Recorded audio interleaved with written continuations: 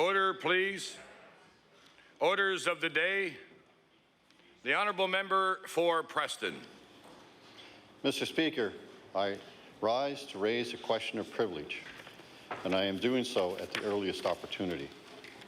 Yesterday, in the House of Assembly, I was assaulted and threatened by the Minister of Economic and Rural Development and Tourism. He was also the member for Waverley Fall River Beaverbank. O'Brien defines a specific category of privilege which speaks directly to this event.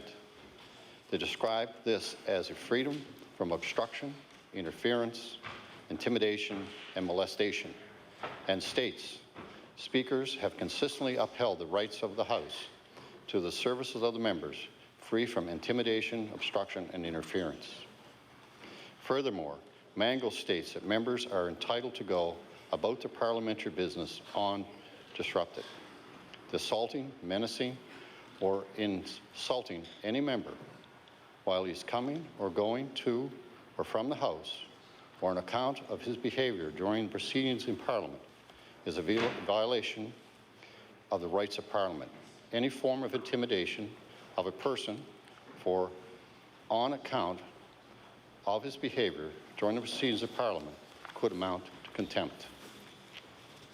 This improper behaviour by the Minister was quite clearly an execution of a threat and intimidation in an attempt to prevent me from performing my function as a legislator, elected representative for my constituents, and member of this Assembly. With the above explanation, you as Speaker, that I have raised this prima facie question of privilege, I shall move the following resolution. Therefore, be resolved, a member for Waverley Fall River Beaverbank be admonished by the Speaker for threats and intimidation and violating the rights of all members of the House of Assembly through his actions, that the matter be referred to the Committee on Internal Affairs and the committee's finding be reported back to the House without delay. In light of the urgency of this matter, Mr. Speaker, I would please ask you to temporarily suspend the proceedings of the House until such time as you can rule on this matter. The Honourable Government House Leader. Thank you, Mr. Speaker. Mr. Speaker, we realize that the matter brought up by the member is indeed a serious one and a grave one in many respects, but the only thing I would like to put on the record for the House, Mr. Speaker, is that the member did take it upon himself to resign as a member of Executive Council, and I would hope that would weigh in your decision. Thank you. Thank you. I will, I guess, take a recess and consult with my staff on this matter and report back to the House as early as possible. So I'll suspend this proceedings for a temporary time until I can meet with my staff and make the decision. Thank you.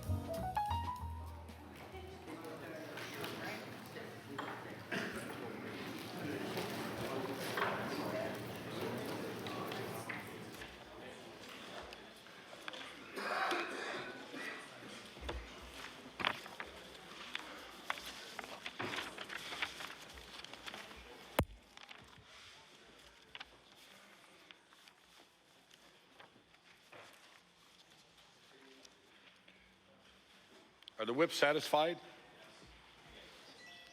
Whips are satisfied. Thank you. Order. The member for Preston has raised a matter of privilege and contempt.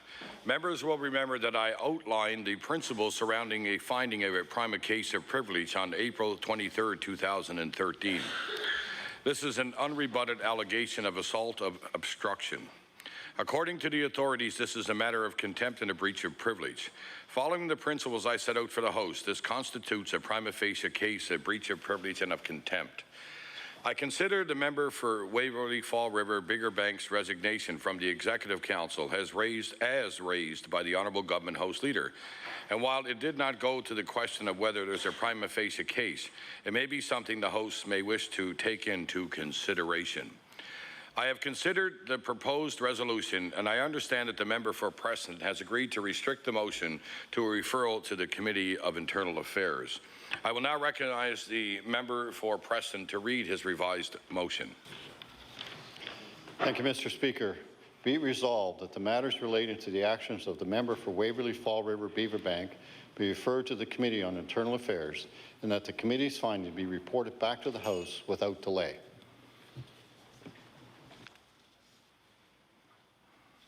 The motion is passed. Are all those in favour say aye? Aye. All those against say nay. It is passed. I direct the matter to be referred to the Committee on Internal Affairs. I will now recognize the Honourable Government House Leader to call government. I'll go through the order paper. Mr. Speaker, after this somewhat unusual day. Presenting and reading petitions. Presenting reports of committees.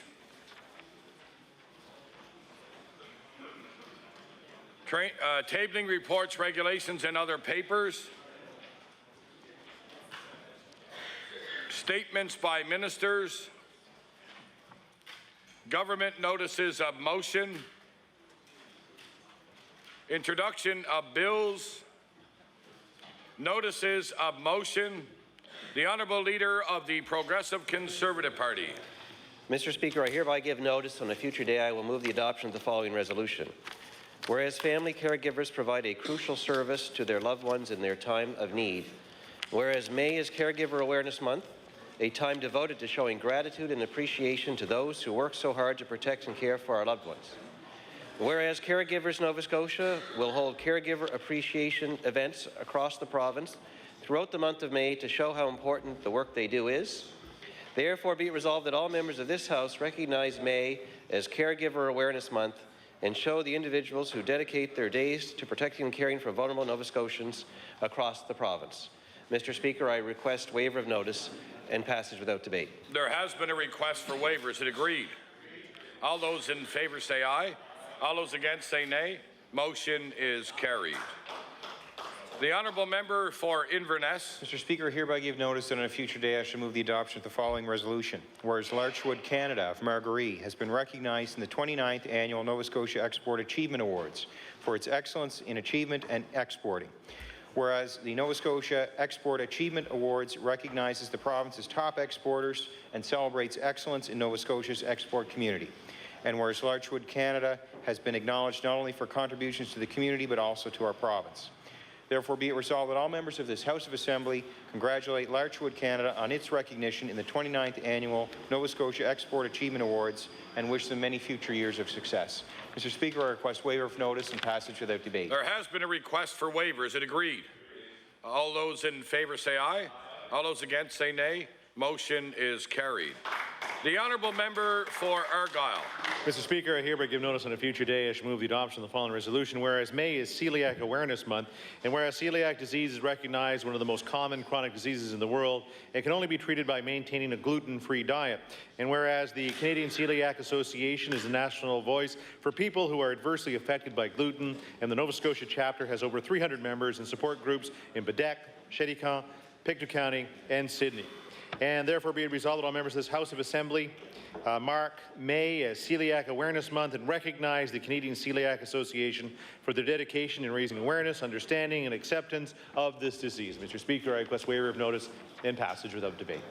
There has been a request for waivers. It agreed. All those in favour say aye. All those against say nay. Motion is carried. The honourable member for Victoria the Lakes. Thank you, Mr. Speaker. Mr. Speaker, I hereby give notice that on a future day I shall move the adoption of the following resolution. Whereas May is Speech and Hearing Awareness Month, and whereas for 35 years the Speech and Hearing Association of Nova Scotia has represented professionals in the areas of speech, language and hearing as they dedicate their lives to bettering the communications of Nova Scotia. And whereas communication challenges can have a significant impact on the daily lives of those individuals. Therefore, be it resolved that all members of this House of Assembly recognize May as Speech and Hearing Awareness Month and do our part to be advocates for individuals with communication challenges and thank the dedicated professionals in their field.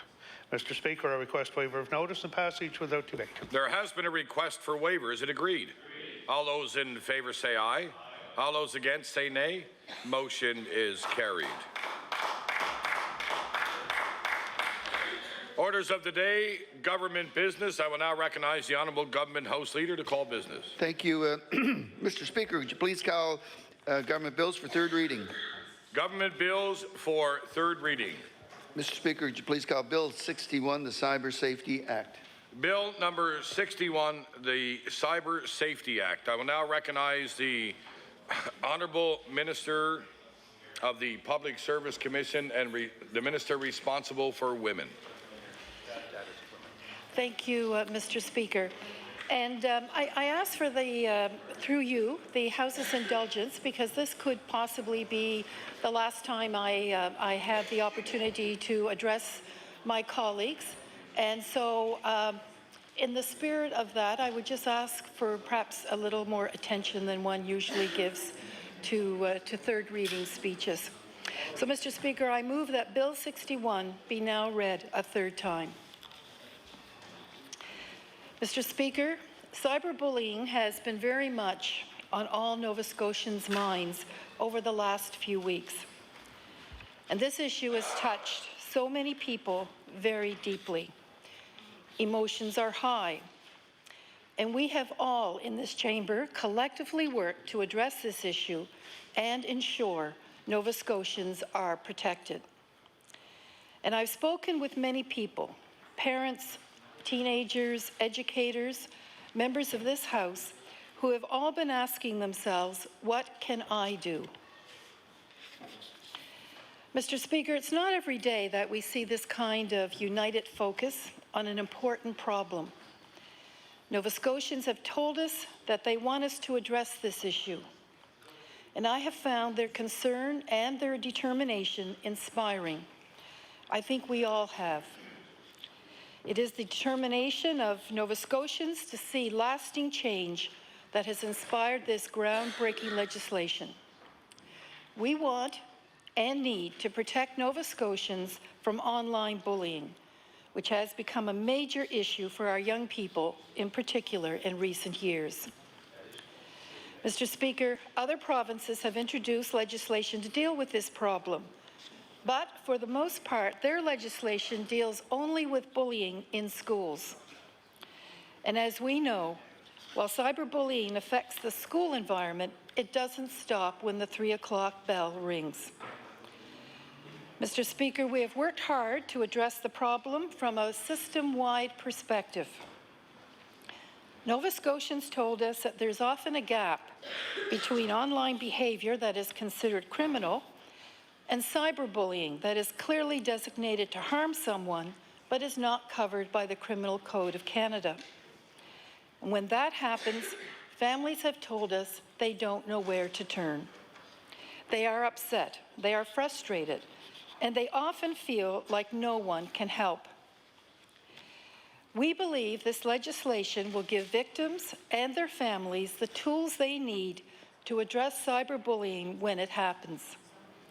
We also believe the measures we have introduced in this bill will help discourage people from engaging in cyberbullying behavior.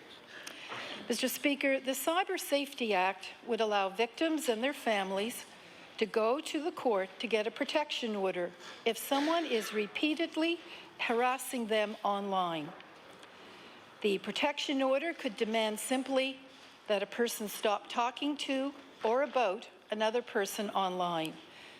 And in more extreme cases, a judge could also order that a person give up their computer, smartphone, or any other electronic device, or even that they cut off their internet connection.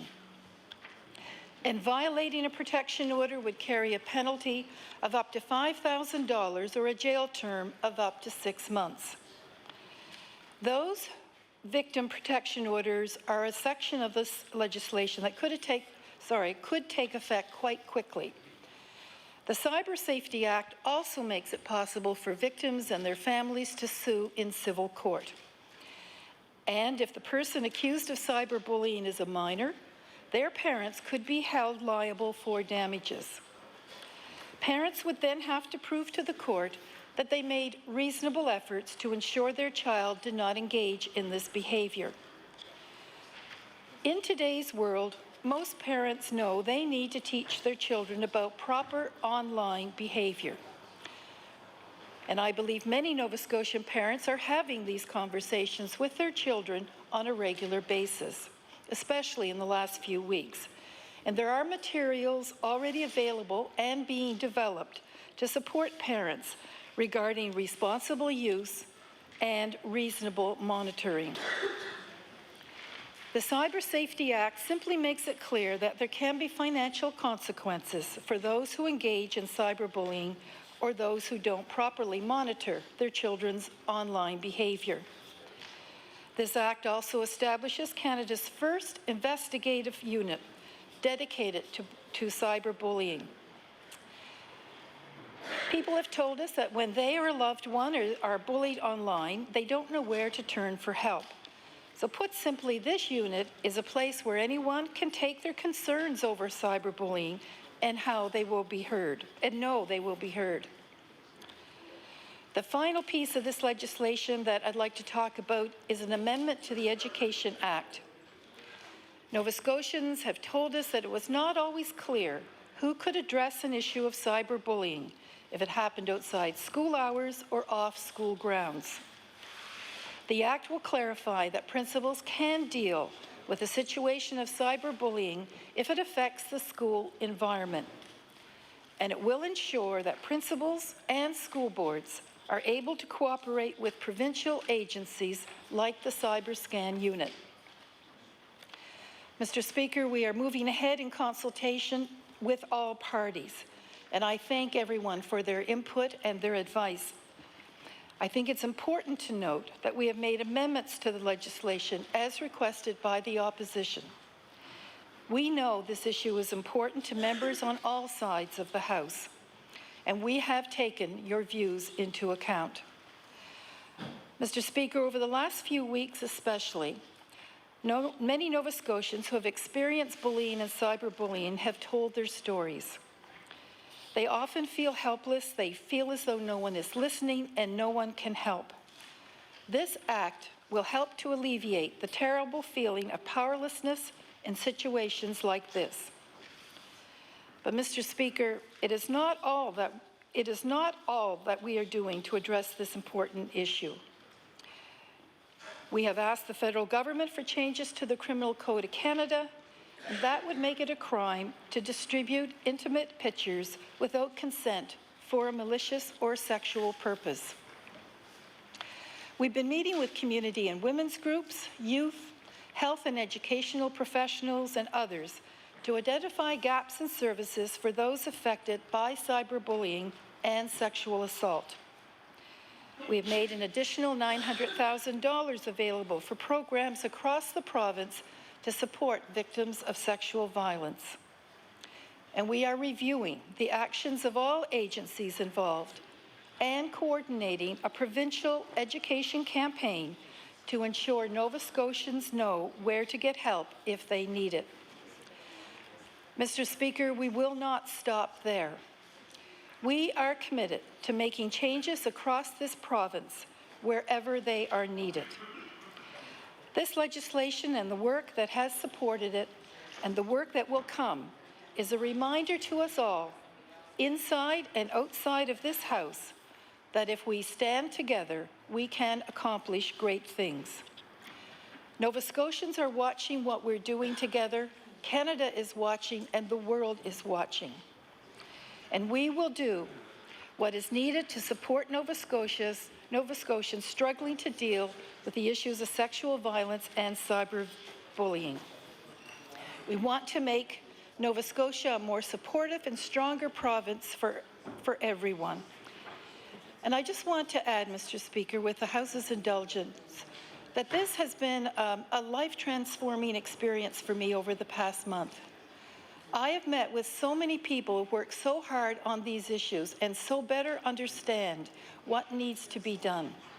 And it is obvious that there is lots of interest across all levels of government, across community organizations, within families, across communities, that we need to work together on these issues, and we need to work together in a different way. Because it's one thing, this bill is just a small slice of the action and attention that needs to be taken. We need to do so much more to change the cultural attitudes about sexual violence. We need to be talking about some of the root causes of these larger issues. And for the first time in my life, I have seen the collective will of Nova Scotians to want to make a difference now. And we need to use that momentum, that keen interest, to work together on this very important issue. So we all in this House have a responsibility as individual MLAs to be a catalyst in our own home communities, to bring groups together who have perhaps traditionally not worked together before, and to encourage governments and organizations to expand their mandate to cover some of these issues. We all need to work together in a way that we have never seen. And it really begins with us, each of us. And part of it, I would like to suggest, and this I have to say is not coming out of any recent situations. It's part of a discussion that I've had with many members in this House over many years.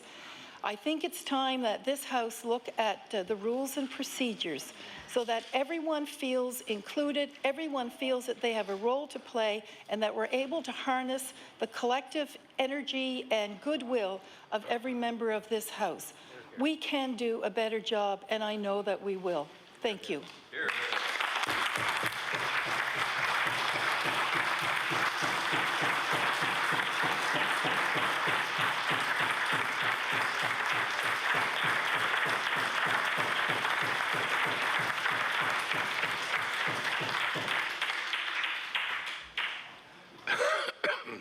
The honourable member for Colchester North.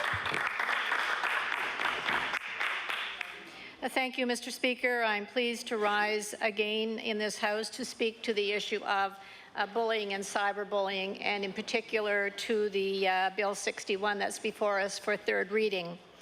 I want to thank